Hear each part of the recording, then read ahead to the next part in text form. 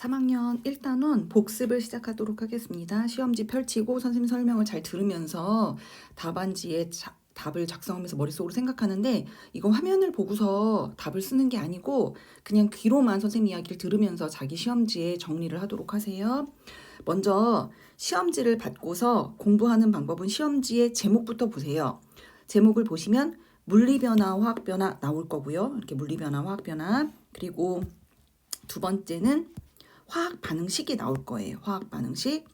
자, 지금 우리가 교재를 한번 봤기 때문에 여러분들이 이 제목을 통해서 교재 순서가 어떻게 되어 있는지 봐야 돼. 물리변화, 화학변화에 대한 이야기 나오고 그 다음 페이지에 화학 반응식을 적는 방법이 나와요. 그리고 화학 반응식을 쭉 연습한 다음에 법칙이 3개 나오는데, 질량 보존의 법칙, 일정 성분비의 법칙, 기체 반응의 법칙이 나옵니다. 그리고 마지막 단원에서 화학 반응에서 에너지 출입에 대해서 발열 반응과 흡열 반응에 대한 이야기가 나오면 끝이 나는 거예요. 이 순서대로 순서를 잘 기억하면서 공부를 하도록 하세요. 첫 번째, 물리변화와 화학변화를 들어가도록 하자. 먼저 물리변화라고 하는 건 어떤 물질이 그냥 물리적으로 변한 거야. 모양, 상태 이런 것만 변한 거지. 즉 이거를 정리해서 말하면 어떤 물질이 변할 때 이 물질의 성질은 변하지 않고, 내부의 성질은 변하지 않고 단지 겉모습이 변했다든가 무언가가 섞였다든가 이런 것만 한 거입니다. 그 다음에 화학 변화는 어떤 물질이 변할 때 변하기 전과 변한 후가 전혀 다른 성질을 가지고 있어. 그러니까 전혀 다른 새로운 물질이 만들어졌구나 이렇게 생각하면 돼요. 그럼 지금 선생님이랑 이야기한 거를 머릿속에 잘 기억하면서 우리가 그 의미를 적어보도록 할게요. 물리변화는 물질의 변화가 됐을 때 물질의 성질은 변하지 않았습니다. 그럼 뭐가 변했느냐? 뭐가 변했냐면 물질의 모양이라든가 상태처럼 겉모습만 변했어요. 이런 걸 우리가 물리변화라고 하고, 그다음에 화학변화는 변하기 전과 변한 후가 성질이 전혀 달라. 그래서 성질이 변화를 했고요. 성질이 변했으니까 전혀 다른 새로운 물질이 만들어졌지. 그래서 이전과 전혀 다른 새로운 물질이 만들어집니다.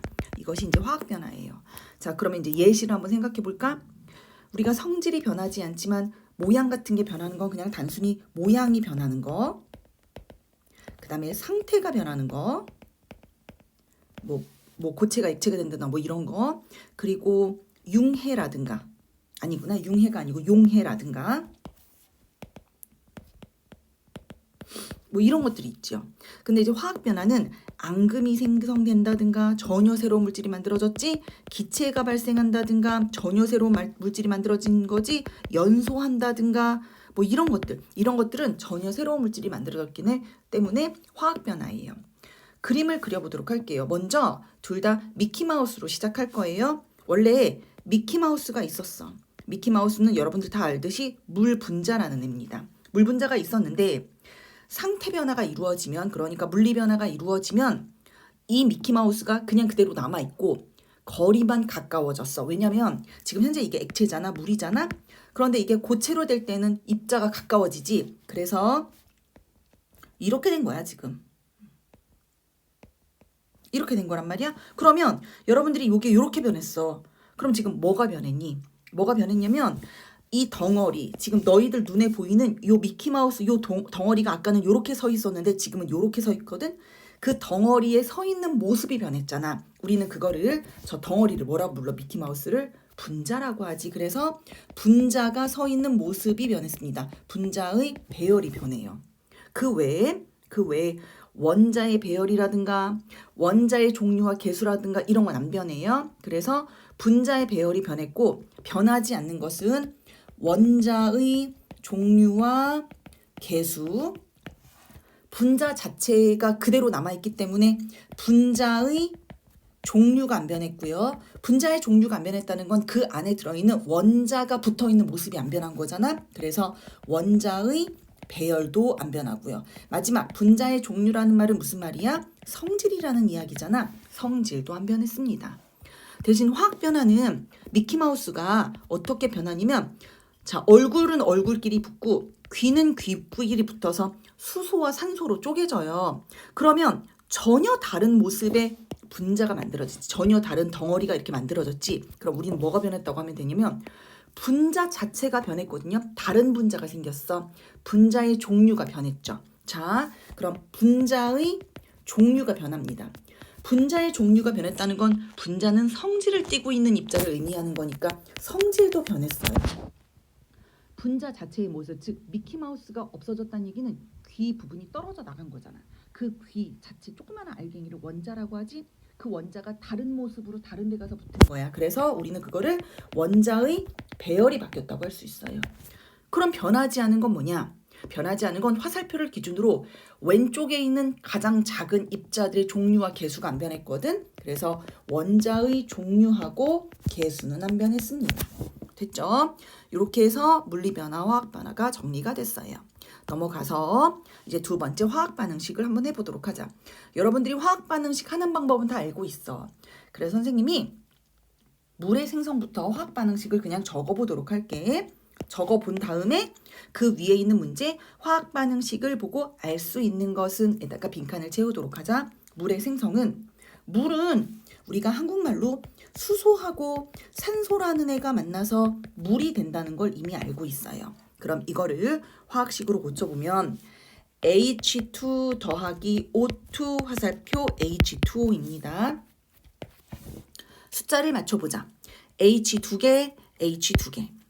O 2개, O가 하나예요. 그럼 O를 맞추려고 이쪽에다 곱하기 2를 해야 되죠. 하지만 우리는 곱하기 2는 앞에다 쓴다고 배웠어요. 그래서 앞에다가 2를 쓰면 곱하기 2가 돼요. 그럼 H가 지금 몇 개가 됐어? 4개가 됐고 O는 2개가 됐어. 왼쪽 표, 화살표 왼쪽 O 2개니까 냅둬. 맞았어. 그런데 공교롭게도 H가 4개가 됐기 때문에 이쪽을 4개로 맞춰야 돼. 그럼 여기를 4개로 맞추려면 곱하기 2잖아. 그 2가 앞에다 써주세요. 이렇게.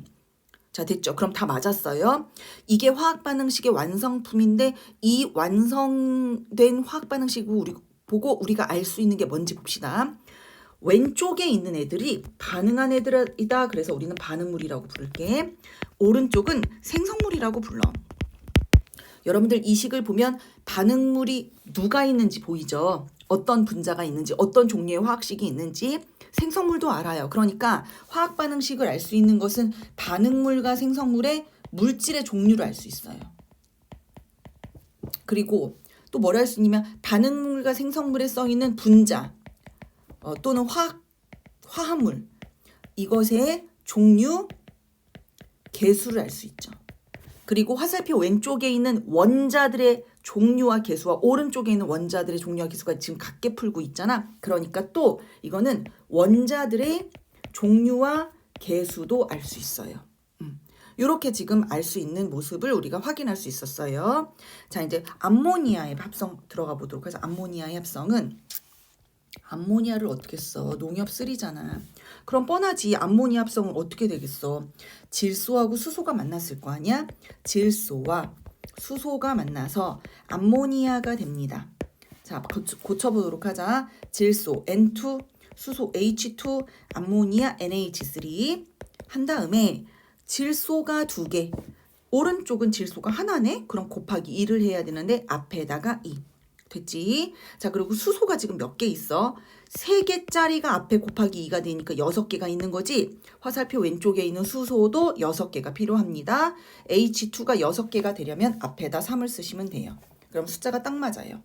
자, 이제 넘어가셔서 메테인의 연소 보세요. 여러분들 연소 그럼 잘 기억해. 어떤 물질이 잘 타면 일단 불을 붙여야 되니까 산소가 와야 돼. 그래서 그 물질에다가 산소를 더해줘서 불을 번쩍번쩍 내면서 연소 반응 그 생성물로 이산화탄소와 물이 생기거든. 우리가 이거를 완전연소라고 불러. 그럼 메테인부터 써볼게. 선생님이 메테인이 불을 붙이려면 산소가 와야 돼. 그러면 이산화탄소와 수증기인 물이 생기거든. 이걸 화학식으로 바꾸면 되지. 그래서 메테인은 CH4 쓰고 산소는 O2 쓴 다음에 이산화탄소는 CO2 더하기 H2O. 숫자를 맞춰보도록 하자. C 하나, C 하나 됐고 H가 4개라 H가 4개를 맞춰주도록 할게. 곱하기 2잖아. H 그래서 앞에다가 2. 그리고 산소가 여기가 2개인데 여긴 산소가 2개에다가 산소가 또 두 개가 있어. 여기 O 앞에 2가 있으니까 두 개. 그럼 여기에 있는 2와 여기에 있는 2를 더하면 총 산소가 지금 4개지? 화살표 왼쪽도 4개를 맞춰야 돼. 지금 O2기 때문에 이걸 4개로 맞추면 앞에다가 2를 쓰시면 됩니다. 그럼 잘 맞아요. 자, 4번. 과산화수소의 분해. 과산화수소는 우리가 이렇게 기억했어. 얘 물의 친구야. 물을 너무 좋아해. 그래서 물을 따라가고 싶어. 그래서 과산화수소를 가만히 냅두면 물과 뭐로 쪼개지겠니? 과하잖아, 산소가. 산소가 남아있겠지? 그래서 산소로 쪼개집니다. 이거를 화학식으로 바꿔볼게요. H2O2 화살표. H2O 더하기 O2입니다. 자, 숫자 맞추기. H 2개, H 2개. 됐고. O가 2개인데 여길 지금 보면 O가 3개야. 이렇게 홀수일 때에는 짝수로 맞추세요. 어떻게 맞출까? 여기가 2개고 여기가 하나니까 총 4로 맞추면 왼쪽도 맞춰질 것 같아. 여기를 4로 맞추려면 H2O 앞에 2가 붙으면 됩니다. 그럼 4가 되죠. 그리고 화살표 왼쪽에 반응물에서 H2O2를 O2를 4로 맞추려면 앞에다 2를 쓰세요. 그럼 O도 맞았고 어떻게 보니 H도 또 자연스럽게 맞추게 되었어요. 이게 완성. 자, 이제 5번. 마그네슘과 묽은 염산의 반응이야. 마그네슘은 금속이야. Mg2, Mg3 이렇게 쓰는 거 아니잖아. 그거는 입자가 계속 다닥다닥 붙으니까 내가 몇 개라고 표현할 수가 없어. 그래서 고체인 경우는 그냥 Mg라고 쓰시면 돼요. 더하기. 묽은 염산 쓸 수 있죠? 염화수소랑 같은 거예요. 묽은 염산 이렇게 썼어요. 자, 우리는 배웠어. 금속과 산이 만나면 무서운 놈 더하기 무서운 놈, 열이 발생하면서 무서운 기체 발생, 수소지? 그래서 수소 기체가 발생합니다. 근데 여러분들 봐봐요. 아직 우리가 화살표를 기준으로 왼쪽과 오른쪽에 원자의 종류와 개수가 같아야 되잖아. 근데 지금 여기가 H2야. 그럼 여기도 H2여야 되잖아. 그래서 여기 앞에다 곱하기 2를 해줄게. 그럼 너희들 눈앞에 남는 게 뭐가 있어야 되냐면 얘 남고 CL이 2개 남아있어. 그럼 Mg와 CL을 붙이면 돼. 다행스럽게 Mg는 2 플러스고 CL은 마이너스 1가야. 얘네들을 한 덩어리로 붙이려면 CL이 2개 있어야 된다는 얘기야. 다행히 2개 있지? 그래서 MgCl2 이렇게 들어가면 돼요. 숫자 맞춰보시면 잘 맞아 있습니다. 자, 6번. 염화수소 생성반은 염화수소는 이렇게 쓸 수 있어요. 그럼 뻔하지 않니? HCl을 만들기 위해 누구와 누가 만났을 것 같아? 수소와 염소가 만났겠지. 그래서 수소와 염소가 만나서 염화수소가 됩니다. 적어놓고 화학식으로 바꿀게. 수소와 염소가 만나서 염화수소가 됩니다. 자, 왼쪽 오른쪽 숫자 맞춰보자. 여기 H 2개, 여기 H 하나니까 이쪽에 곱하기 2를 할 거예요. 곱하기 2를 앞에다 쓰시면 이렇게 됩니다. 그리고 Cl2, Cl2. 됐죠? 그럼 숫자가 잘 맞았어요. 자, 이제 7번. 탄산나트륨과 염화칼슘의 반응 조금 어려워. 그런데 2학년 때 배웠던 내용을 잘 생각해보면서 선생님이랑 숫자를 맞춰보도록 하자. 일단 탄산나트륨은 탄산이온과 나트륨이온이 붙은 거거든? 그럼 우리가 적을 수 있잖아. 탄산이온은 CO3 E-야. 나트륨이온은 Na 플러스야. 얘네들이 붙어있을 때 지금 숫자가 맞니? 안 맞지. CO3는 E-인데 NA는 플러스 1이거든? 그럼 NA 플러스 1이 하나 더 있어야 2가 되어야 왼쪽이랑 개수가 맞아. 그러면 나는 NA 플러스를 곱하기 2 해줄 거야. 그래서 앞에다가 2를 썼어요. 됐죠? 그거 더하기. 염화칼슘 써볼게. 칼슘을 쓰세요. 2 플러스야. 그 다음에 염소를 썼는데 칼슘과 염소도 또 비교해보자. 숫자가 안 맞아. 칼슘은 2 플러스고 CL은 마이너스 1가입니다. 그럼 둘을 맞추기 위해 CL이 곱하기 2가 들어가야 돼요. 그래서 앞에다가 2를 쓰시면 돼요. 그럼 숫자가 딱 맞았을 거예요. 이것이 반응하면 어떻게 되냐면 너희 눈에 앙금이 있네? 이게 보여야 돼. 그 정도로 외워놨어야지. 앙금은 2학년 때 얘하고 얘가 만나면 탄산칼슘. 우리 맨날 외우는 거지. 그래서 CaCO3가 앙금으로 생기고 나머지 Na 플러스와 Cl 마이너스가 만날 건데 얘네들이 만나면 소금이잖아. NaCl. 근데 앞에 둘 다 2가 붙었어. 2개씩 있다는 거야. 그럼 어떻게 쓰느냐? 이렇게 쓰고 앞에다가 2를 쓰시면 되죠. 이렇게 확인이 됐습니다. 자, 구리의 연소 8번. 9번 마그네슘의 연소 둘 다 비슷합니다. 둘 다 금속인데 연소를 시키려면 불을 붙여야 되니까 일단 산소가 와야 돼. 그러면 금속이 막 타서 재가 되진 않잖아.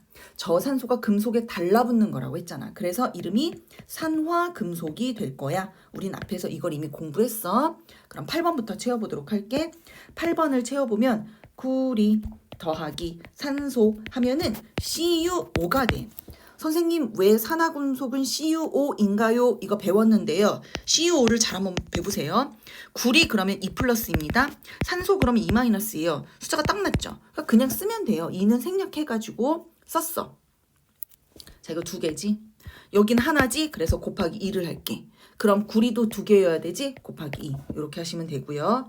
9번 마그네슘의 연소도 또 똑같죠. 마그네슘 더하기 산소 화살표 MgO.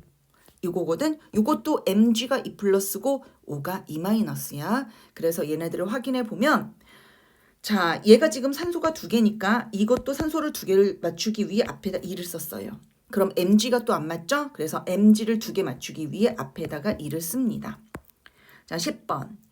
일산화탄소에 산소를 넣어주면 이산화탄소가 돼요. 그럼 일산화탄소에 산소를 넣어주면 이산화탄소가 됩니다. 해놓고 숫자를 맞춰보도록 하자. C 하나, C 하나 됐어. 근데 여기 지금 보니까 O가 몇 개야? 3개지. 여긴 O가 2개다. 선생님이랑 계속했던 거. 2개 하나 이렇게 홀수가 나오면 그 다음 단계 짝수로 맞추렴. 됐지? 그러니까 지금 왼쪽이 홀수로 3개거든, 산소가. 그럼 4개로 맞추면 되겠지. 4개로 맞추는 방법은 CO에 있는 C가 하나 더 있으면 돼요. 그럼 곱하기 2를 할게요. 됐죠? 그러면 왼쪽에 산소가 4개가 됐어요. 반응물에. 그럼 생성물도 산소가 4개여야 되지. CO2 곱하기 2를 하면 산소가 4개가 되거든. 앞에다가 2. 다행히 탄소 2개, 탄소 2개 또 잘 맞았습니다. 이렇게 하시면 돼요. 이산화탄소가 만들어지는 방법, 그 다음 방법 또 있어. 탄소에 산소를 결합하면, 그러니까 탄소를 태우면 이산화탄소가 됩니다. 탄소는 고체예요. 연탄, 흑연 뭐 이렇게 배웠어 우리. C 곱하기 O2 화살표 CO2잖아. 숫자가 지금 딱 맞았어. 더 이상 건드리지 말자. 여기까지 하시면 됩니다. 그래서 화학 반응식을 통해서 우리가 다시 한번 익히는데 화살표를 기준으로 왼쪽에 있는 반응물의 종류, 오른쪽에 생성물의 종류 알 수 있고 반응물 쪽에 있는 이런 덩어리들, 이거를 우리가 분자 또는 화합물이라고 부르잖아. 분자 또는 화합물의 종류와 개수, 여기 앞에 있는 게 개수지. 여기도 마찬가지로 여기 분자 또는 화합물의 개수를 알 수 있고요. 또 화살표를 기준으로 원자들의 종류와 개수도 확인할 수 있습니다. 그리고 원자들의 비율도 알 수 있지. 원자 수의 비율. 이렇게까지 알 수 있어요. 자, 그러고 나면 그 다음 단원에서 법칙이 3개가 나옵니다. 첫 번째 법칙인 질량 보존의 법칙으로 들어가도록 할게. 근데 나는 질량 보존의 법칙을 이걸 외우는 사람 보면 좀 이해가 안 가. 왜? 제목에 의미가 다 적혀 있는데 질량 모르는 사람 없지. 질량 뭐 몇 그램 이렇게 잰 거잖아. 물질의 양. 그것이 보존이 된대. 언제? 변하기 전과 변한 후가 반응물의 질량과 오른쪽에 생성물의 질량이 똑같다는 거야. 이걸 뭘 외워? 그냥 지금 여기 제목 자체에 의미가 들어있잖아. 그래서 질량이 보존되는구나. 질량이 같구나. 어디가? 반응물이 있으면 반응물의 질량하고 생성물의 질량이 같구나야. 이게 질량 보존의 법칙이에요. 근데 이유가 있죠. 왜요? 자, 너희들 생각해 보세요. 우리가 어떤 반응물을 결합을 해서 화합하거나 결합을 하거나 아니면 나누거나 하는 방법이 있잖아. 근데 너네가 이걸 만들 적에 선생님이 항상 원자는 블럭, 기본 블럭으로 항상 여러분들한테 예를 들었어. 기본 블럭을 조립해서 꽃을 만든다. 기본 블럭을 조립해서 물이라는 분자를 만든다. 같은 의미야. 너네 한번 생각해 봐봐. 내가 기본 블럭을 결합을 해서 물이라는 분자를 만들었어. 그럼 그 기본 블럭이 물을 이루고 있는 멤버 중에 하나잖아. 그러니까 내가 기본 블럭을 조립을 해서 어떤 물질을 만들 때 그 기본 블럭의 종류와 개수가 만들기 전과 만든 후가 똑같지. 그러니까 그걸 그림으로 표현하면 예를 들어 이런 거야. 기본 블럭이 A라는 블럭과 B라는 블럭이 있다고 쳐봐. 이렇게. 그래서 내가 이렇게 만든 거야. 그러면 반응하기 전도 A 하나에 B 두 개잖아. 반응한 후도 A 하나에 B 두 개잖아. 이렇게 기본 블럭 원자들의 종류와 개수가 같기 때문이에요. 자, 이유는 반응 전후에 반응물과 생성물의 원자들의 종류와 개수가 동일하기 때문에 왼쪽의 그람수와 오른쪽의 그람수가 같다는 거예요. 이걸 어떤 과학자가 이야기했냐면 라부아지에라고 하는 과학자가 이야기했습니다. 어디서 성립하니? 이건 뭐냐면 물리변환이 화학변환이 둘 다니 이거야. 선생님이 이걸 설명하면서 화학변환은 당연히 성립을 하고 선생님이 친구야 선생님 커피 좀 한 잔 마셔보자 하면은 우리 친구들 커피 어떻게 탈 거야?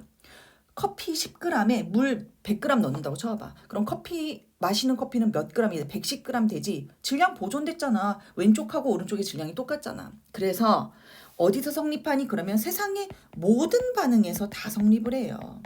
즉 물리변화에서도 오케이, 화학변화에서도 오케이가 된다는 거야. 자, 그러더니 교재가 어떻게 되냐면 그런데 그거 예를 한번 들어줘 이거야. 그래서 첫 번째 예 앙금 생성 반응, 두 번째 예 기체 발생 반응, 세 번째 예 연소 반응 이렇게 세 개가 나와요. 앙금 생성 반응은 반응 전에 앙금이 없다가 반응 후에 앙금이 생긴 거야. 당연히 질량이 보존되지. 내가 닫혀져 있는 그릇에서 실험할 때도 질량이 보존이 되고 열린 그릇에서 실험할 때도 질량이 보존돼요. 그러니까 이거는 열린 공간에서도 당연히 질량이 일정하고요. 닫힌 공간에서도 일정합니다. 기체 발생 반응은 열린 공간에서 하면은 A하고 B가 만나서 C와 D가 되는데 C가 기체라고 쳐봐. 걔가 날아가는 거야. 그럼 질량이 오히려 줄어들지 않아? 그래서 열린 공간에서는 질량이 감소하는 결과가 나와요. 하지만 뚜껑을 닫고 실험하면 그 기체가 날아가지 않고 그 그릇 안에 있기 때문에 질량은 보존됩니다. 일정해요. 자, 세 번째, 연소 반응이 있는데 프린트를 두 가지로 나눴어요. 하나는 그냥 잘 타는 경우, 그러니까 뭐 재가 돼서 날아가는 경우 이런 경우고 하나는 안 타는 경우인데 이 안 타는 경우는 선생님이 금속의 경우로 할게. 산화금속 되는 거. 잘 타는 경우는 종이를 태웠다고 생각해보자. 종이 더하기 산소는 재가 남고 이산화탄소와 물로 빠져나가지. 그래서 물하고 이산화탄소로 빠져나갈 수 있기 때문에 닫힌 그릇에서 실험을 해야 돼요. 닫힌 그릇에서 실험하면은 당연히 일정합니다. 하지만 열린 그릇에서 실험을 하면은 이산화탄소와 물이 빠져나가기 때문에 질량이 오히려 감소하는 것처럼 보여요. 자, 두 번째, 금속의 경우는 내가 뭐 4g짜리 금속이 있었어. 막 가열했어. 가열했다는 건 내가 산소를 이용해서 막 불을 막 쪼여준 거야. 그러면 얘가 5g으로 변해. 왜? 산소가 1g 붙은 거야. 근데 이거를 질량이 내가 늘었다고 말할 수 있어? 아니지. 공기 중에 있는 산소가 와서 붙은 거기 때문에 반응 전에도 그거를 합쳐줘야지. 그러니까 금속 더하기 산소는 이렇게 돼야 된다는 거야. 그래서 닫힌 공간에서는 일정하고요. 열린 공간에서 실험하면 내가 금속 더하기 산소를 잇고 있는 거지. 열려 있으니까. 오히려 질량이 증가하는 것처럼 보입니다. 자, 이게 질량 보존의 법칙의 내용의 전부입니다. 두 번째 법칙은 일정 성분비의 법칙입니다. 일정 성분비의 법칙. 저는 이거를 공부할 적에 여러분들이 이거를 뜻을 적고 이 법칙의 뜻을 막 외우는 친구들이 있더라고. 절대로 그렇게 하지 말고 제목을 지금 항상 보세요. 제목을 보시면 일정하대. 일정하다고 나와 있잖아. 뭐가 일정하냐면은 성분의 비율이야. 이것은 어떤 물질에 들어있는 성분의 비율이 일정하다는 이야기야. 우리가 뭐 라면을 하나 샀어. 그럼 라면 뒤에 그 라면 안에 들어있는 성분들이 막 적혀 있어. 뭐 몇 프로, 뭐 몇 프로. 그럼 그 얘기는 그거를 내가 라면을 만들 적에 그렇게 성분의 비율이 정해져서 공장에서 만든다는 얘기잖아. 그런 것처럼 우리가 화합물을 만들어질 적에 그 안에 있는 성분들의 비율이 몇 대 몇 정해져 있다는 얘기예요. 그럼 여기서 성분의 비율이라는 건 무엇인가? 뭘로 측정해서 이거를 재는가 생각해야겠지? 뭘로 측정하겠어? 그 라면 봉지 안에 들어있는 뭐 몇 프로, 뭐 몇 프로 그거를 뭘로 측정해서 그걸 나타낸 거겠어? 그램이겠지. 그래서 일정 성분비의 법칙에서 성분비랑 같은 말은 뭐냐면 질량의 비율이에요. 그러니까 이걸 다시 바꾸면 어떤 화합물이 만들어질 때 그 안에 들어있는 각각 성분들의 질량을 잰 그 비율이 항상 일정하다. 이게 일정 성분비의 법칙이지. 그러면 그 의미를 한번 적어보도록 하자. 화합물이 만들어질 때 그 안에 있는 성분의 비율이, 이걸 다시 말하면 질량의 비율이 몇 대 몇 하고 정해져 있다. 일정하다. 이런 뜻이에요. 자, 그럼 이제 이게 어떻게 나와 있는지 선생님이 한번 해보도록 합시다. 먼저 요 밑에를 볼게요. 지금 우리는 물을 가지고 한번 해보겠습니다. 물이 이제 계속 나오니까 물이라고 하는 애는 H2O잖아. 이 H2O라는 어를 만들려면은 수소와 산소로 이루어져야 돼. 그래서 수소를 적고 산소를 적은 다음에 이제 물이라는 게 만들어졌어요. 이걸 화학식을 완성하기 위해 H를 비교해 보니까 두 개 맞았어. 그리고 산소를 비교해 보니까 두 개, 한 개지. 그럼 한 개에 해당하는 O가 두 개 있어야 되니까 곱하기 2. 그래서 앞에다 2를 썼습니다. 그럼 산소는 맞았는데 수소가 또 두 개야. 근데 이쪽은 수소가 네 개잖아? 그래서 우리는 이 앞에 있는 수소를 네 개를 맞추기 앞에다 2를 썼어요. 그럼 지금 여러분들 봐봐. 분자의 개수가 이거는 두 개, 요거는 하나, 요거는 두 개가 됐어. 그래서 개수의 비가 수소 대 산소 대 물의 비율이 2대 1대 2가 나왔어요. 이건 질량의 비가 아니야. 이건 개수의 비잖아. 분자 앞에 있는 숫자의 개수의 비니까 이거는 몇 개야? 이런 뜻이니까 이거는 질량의 비가 아니야. 그럼 우리는 질량의 비를 넣어야 돼. 근데 내가 질량을 모르잖아. 문제에 아마 주어질 거야. 그래도 우리가 기본적인 거 몇 개는 외운다라고 생각하고 문제를 여러 번 풀어보면 자동으로 외워질 거예요. 먼저 수소라고 하는 게 사실 이 입자가 얼마나 작겠니? 그러니까 이걸 질량을 우리가 이거 실제 질량으로 문제를 계산할 수가 없어. 그래서 화학자들이 우리가 계산하기 쉽게 몇 배를 해서 몇 배를 해가지고 숫자를 계산하기 쉽게 정수로 맞춰놓은 게 있거든. 그게 수소는 1, 입자 하나에 1이라고 생각하고 그 다음에 산소는 16이에요. 그러면 이제 여기다 이제 정리를 한번 해볼게. 그러면 여기 지금 첫 번째 여기에 해당하는 수소는 수소가 총 4개가 있잖아. 그치? 그래서 우리는 요거 4개를 한번 적어볼게. 1 곱하기 4야. 그거 돼. 또는 지금 산소가 16자리가 지금 2개 있는 거지. 얘들아, 그럼 16 곱하기 2네. 그거 돼. 물은 지금 너희가 여기를 보면은 수소 이걸 계산을 해도 되지만 이거부터 계산해보자 얘들아. 4, 1은 4, 4, 4, 16이지. 그러니까 1대 8이 나와. 그럼 여긴 뭐겠어? 9겠지. 두 개를 합쳐서 물이 됐으니까. 그래서 질량의 비율이 1대 8대 9가 나오거든. 이게 질량의 비고 요것이 일정 성분비의 법칙이야. 그러면 일정 성분비의 법칙이 어떻게 해서 이렇게 일어났어? 왜 일어났어? 라고 누가 이유를 묻는다면 여러분들은 야 개수비가 정해져 있는데 거기다가 내가 질량을 집어넣어가지고 대입해서 곱하기 한 다음에 나눴잖아. 이렇게 되어야 되지. 그래서 이것이 이렇게 이루어진 것은 개수비가 먼저 나와야 돼. 자, 그럼 다시 원래로 돌아갈게.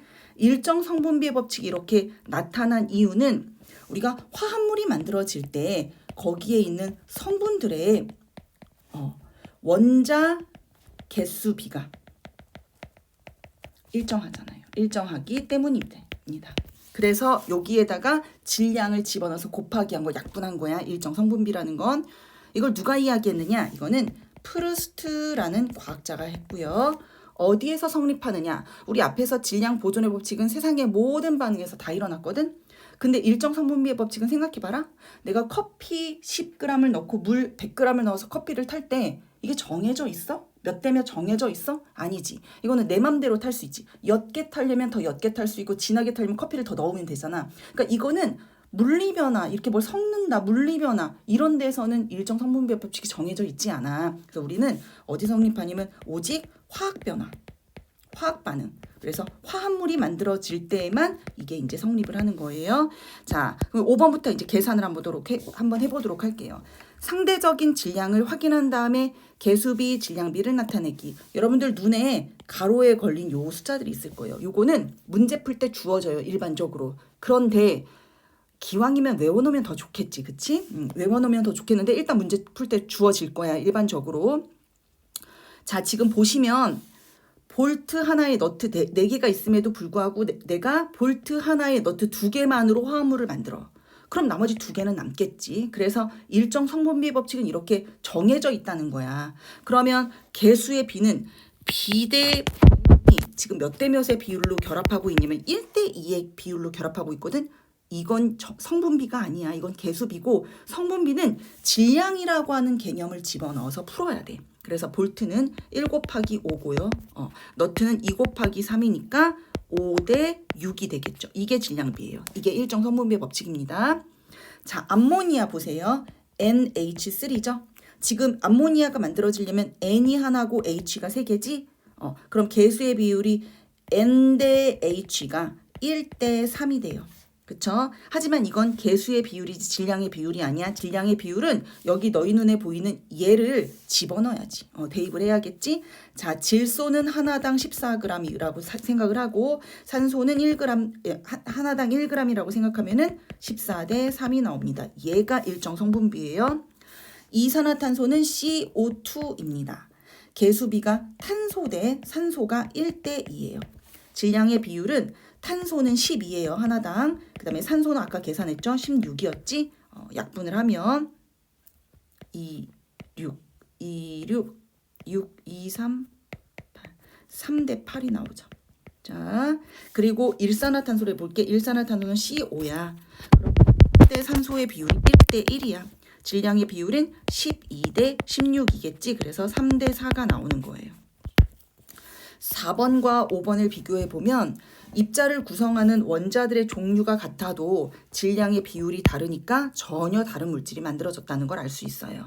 자, 6번 과산화수소는 H2O2입니다. 개수는 H 대 O가 1대 1이에요. 질량의 비율은 B는 1g이 하나 있고요. 16g이 하나 있기 때문에 1대 16이 됩니다. 자, 산화구리는 CuO야. 그럼 개수가 Cu 대 O가 1대 1이지. 근데 Cu가 64야. 하나당. 1 곱하기 64겠지? 1 곱하기 16이야. 요거를 약분하시면 되겠죠.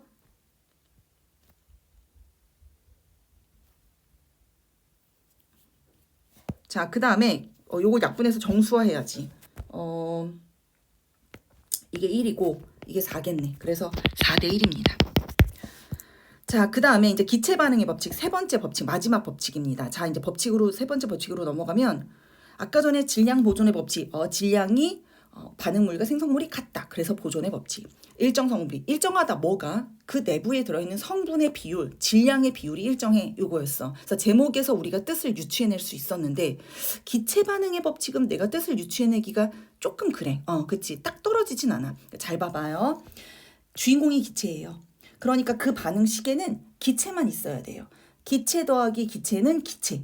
기체 더하기 기체는 기체 더하기 기체. 이런 식으로 그 반응 시계는 다른 것들이 들어오면 안 되고 기체만 들어와. 이렇게 기체와 기체가 만나서 새로운 기체가 만들어질 때 이렇게 기체만 있는 반응에서 그 기체들이 만들어질 때 그 비율이 얘도 비율이 일정하다야. 근데 아까 전에 위에서는 질량의 비율을 얘기했지. 일정 성분비에서는 기체 반응에서는 부피의 비율을 얘기할 거야. 왜? 기체는 생각을 해봐봐. 기체는 질량보다 부피를 재는 게 쉬울 거야. 그래서 부피의 비율인데 그게 일정하대. 자, 그러면 그 얘기가 어떻게 나왔나 보자. 원래 기체 반응의 법칙을 생각해 보면 선생님이 먼저 이거부터 식을 한번 써볼게. 아까 전에 지금 내가 뭐라고 했냐면 오직 기체만 등장해야 된다고 했거든. 그러면은 우리 암모니아라고 하는 애만 생각해보자. 암모니아는 얘야. 지금 암모니아 화학 반응식만 한 3번 쓰는 것 같아. 그럼 암모니아는 질소와 그 다음에 수소가 만나서 암모니아가 되거든. 써보면 N2 더하기 H2 화살표 NH3예요. 자, 개수비를 맞춰보도록 할게요. N이 2개면 이쪽도 N이 2개여야 되니까 곱하기 앞에다 쓰고요. 여기 지금 H가 몇 개 됐냐면 6개 됐어요. 그래서 이쪽도 6개가 되기 위해 앞에다 3을 썼습니다. 그러면 지금 분자들, 이게 분자잖아. 분자가 얘는 하나 있고 얘는 분자가 3개 있고 얘는 분자가 2개 있기 때문에 분자 수의 비율이 몇 대 몇이냐면 1대 3대 2야. 그치 얘들아? 1대 3대 2야.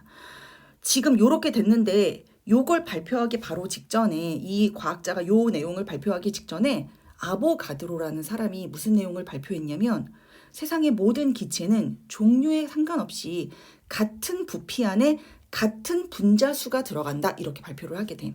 여기서 주의해야 될 거 분자수야. 왜? 우리가 선생님이 지금 이거를 계속 강조하는데 기체라고 하는 애들은 입자 빈공간 이런 식으로 입자와 입자 사이 거리가 되게 멀어. 되게 멀기 때문에 생각을 해봐봐. 어떤 기체 분자가 첫 번째 기체 분자가 예를 들어서 우리 도안동에 있으면 두 번째 기체 분자는 저기 옆에 뭐 원심운동에 있는 거야. 그러니까 되게 멀잖아. 거리가 이렇게 멀잖아. 그래서 얘네가 어떤 큰 공간 안에 들어가는 개수가 그렇게 큰 의미가 없는 거야. 너무 공간이 넓으니까, 비어있는 공간이 넓으니까.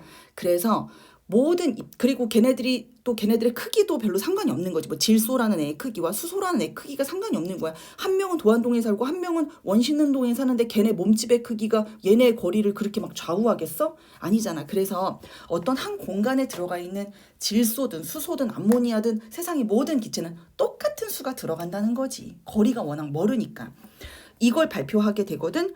그래서 여기서 나온 게 뭐냐면 기체와 기체가 만나서 기체가 만들어질 때 우리가 화학식을 써보면 이 문자라고 할게. 이 문자 앞에 있는 이 개수들의 비율이 얘네들의 분자수의 비율을 의미해. 그런데 이게 그 공간의 비율을 의미한다는 거지. 왜냐면 질소가 하나 들어갔어. 그러면 한 칸이겠지. 수소가 3개 들어가 있어. 그럼 3칸일 거 아니야. 한 칸에 하나 들어갔으면 세 개면 3칸이겠지. 그럼 암모니아라는 이름이랑은 상관없다는 거지. 2칸이겠지. 2개 들어갔으니까. 그래서 분자수의 비, 개수의 비, 부피의 비가 다 1대 3대 2라는 결론이 나와요. 요게 기체 반응의 법칙입니다. 다시 앞으로 돌아갈게요. 정리를 해보면 기체 반응의 법칙은 오직 기체만 등장하는 반응에서 얘네들이 무언가를 이룰 때 걔네들의 부피의 비율이 부피 B가 일정한 정수비로 나타난다. 일정하다 이런 뜻이에요. 그런데 이 부피비가 뭐랑 같은 말이니? 라고 하면 이건 분자수의 비랑 같아. 왜? 같은 수가 들어간다며 같은 공간에. 그리고 이거는 우리가 화학 반응식을 쓸 때 그 앞에 있는 개수의 비랑도 같아. 이렇게 정리가 되는 거예요. 자, 그 이유는 아보가드로 이야기를 쓰면 됩니다. 이게 이렇게 일어날 수 있는 이유는 모든 기체는 종류에 상관없이 모든 기체는 같은 공간에 같은 수가 들어간다. 자, 과학자는 누가 말했냐면은 게이 리삭이라는 사람이 발표를 한 거고요. 어디서 성립하니? 지금 우리가 계속 얘기했잖아. 기체에서 성립한다니까. 기체와 기체가 만나서 기체가 만들어질 때야. 그러니까 이거는 오직 기체 반응에서만 일어나고요. 그러니까 이거는 화학 변화겠죠.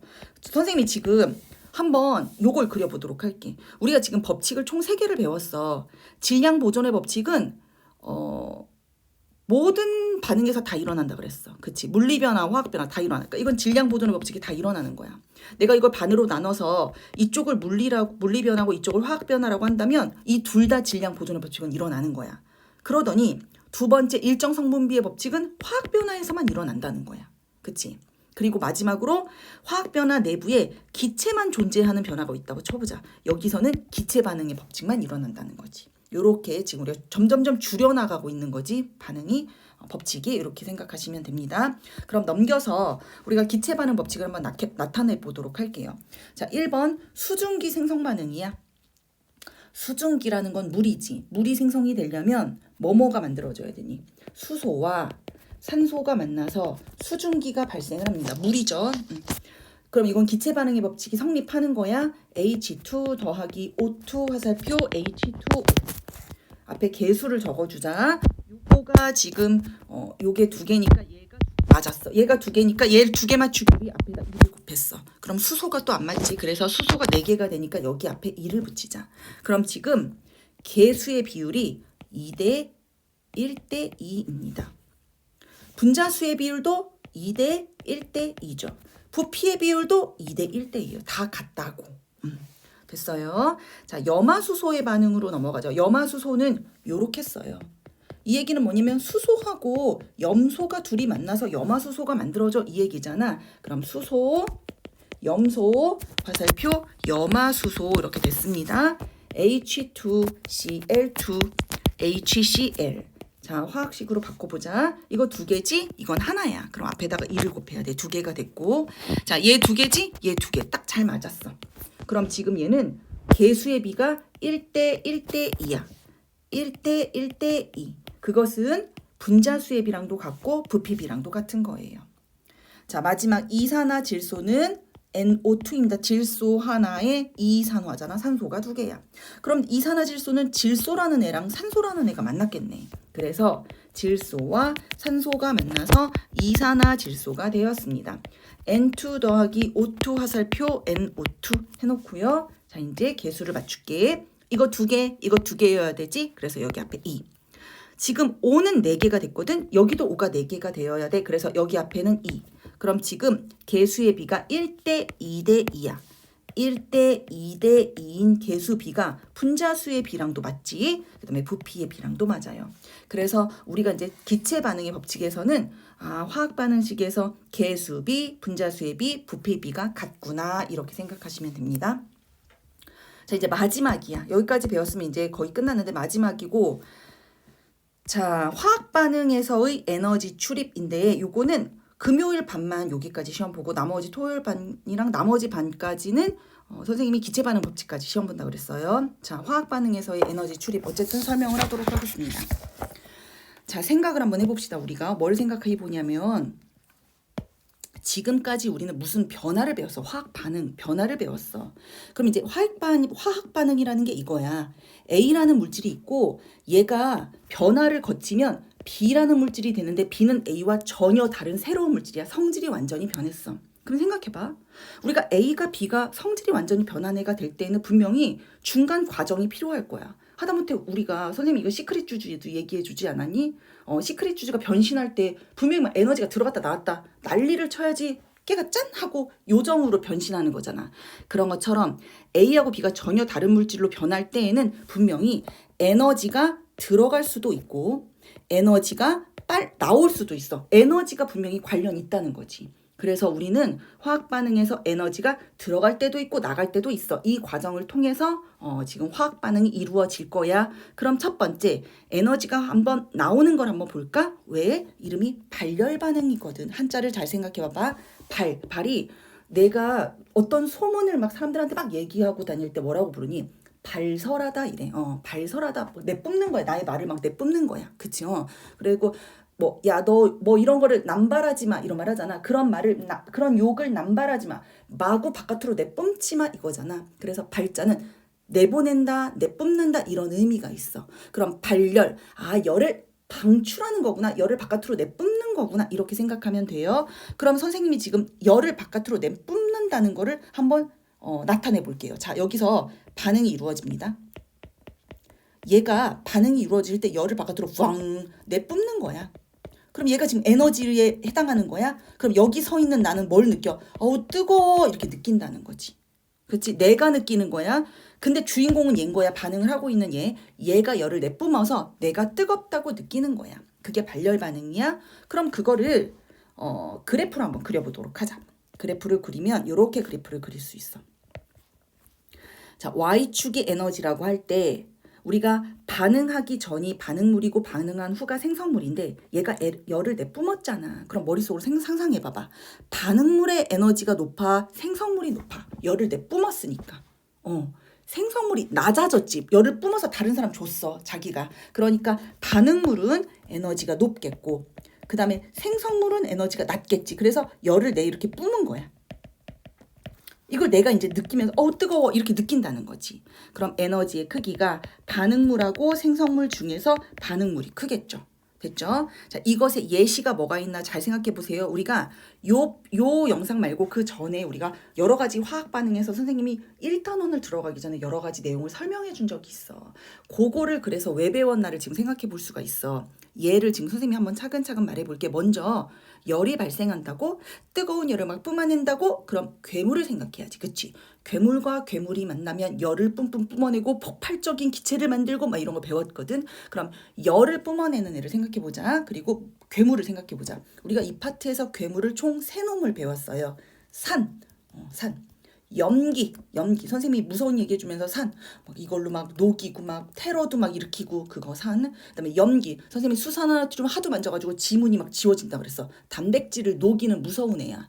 그다음에 마지막으로 금속 배웠잖아. 강력한 애, 단단한 애. 자, 그럼 괴물과 괴물을 만나게 해주자. 산하고 금속이 만나면 기억나지? 이건 실험도 직접 했어. 부글부글부글 열이 뿜어져 나오면서 수소라는 기체를 발생시켜. 얘도 괴물이잖아. 폭발성 있잖아. 요거 또 하나 산하고 염기 둘 다 괴물이야. 둘이 만나면 열을 뿜어내요. 우린 이걸 뭐라고 부르냐면은 중화 반응이라고 불렀어요.